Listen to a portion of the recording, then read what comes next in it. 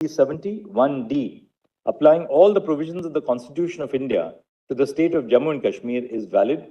Such an exercise of power is not mala fide, merely because all the provisions were applied together without following a piecemeal approach. J. The President had the power to issue a notification declaring that Article 370, Clause 3 ceases to operate without the recommendation of the Constituent Assembly. The continuous exercise of power under Article 370, Clause 1 by the President indicates that the gradual process of constitutional integration was ongoing. The declaration issued by the President under Article 370, Clause 3 is a culmination of the process of integration and as such is a valid exercise of power. Thus, CO 273 is valid. K. The Constitution of India is a complete code for constitutional governance. Following the application of the Constitution of India in its entirety to the state of Jammu and Kashmir by CO 273, the Constitution of the state of Jammu and Kashmir is inoperative and is declared to have become redundant. L.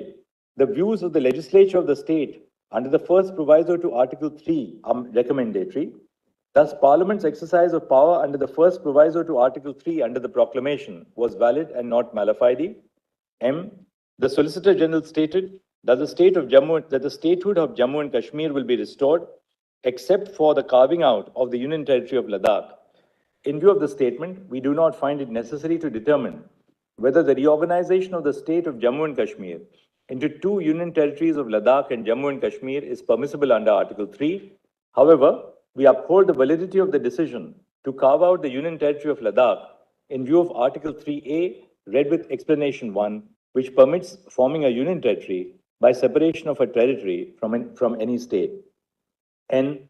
We direct that steps shall be taken by the Election Commission of India to conduct elections to the Legislative Assembly of Jammu and Kashmir, constituted under Section 14 of the Reorganization Act by 30 September 2024. Restoration of statehood shall take place at the earliest and as soon as possible.